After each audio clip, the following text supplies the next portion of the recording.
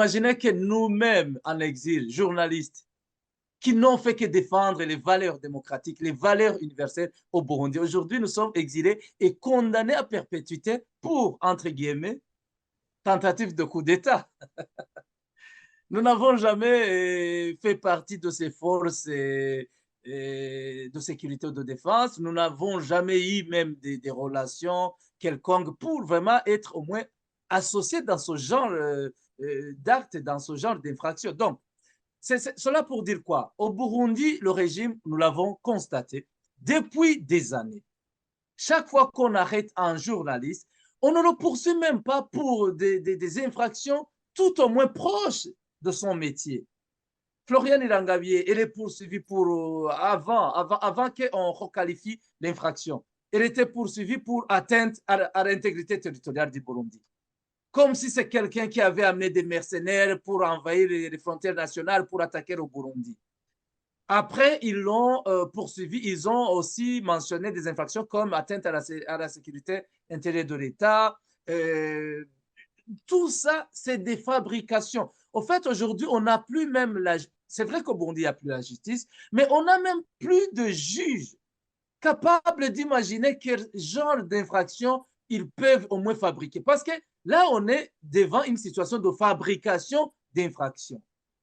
Donc, moi, je trouve que, bon, je suis d'abord convaincu que Floriane, elle est poursuivie pour son activisme en faveur des droits humains, des droits de la femme, des droits des politiques.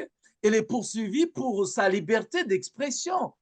Parce que Floriane, en tant que journaliste, qui travaillait pour une radio émettant à partir de l'étranger, en ligne, une radio mise en place par des réfugiés et la diaspora, elle a toujours exprimé des idées démocratique. Elle a toujours milité pour un retour dans l'état de droit au Burundi. Et cela ne rencontre pas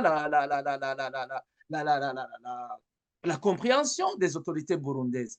Floriane, aujourd'hui, c'est une prisonnière d'opinion. Il n'y a pas à chercher de midi à 14 heures.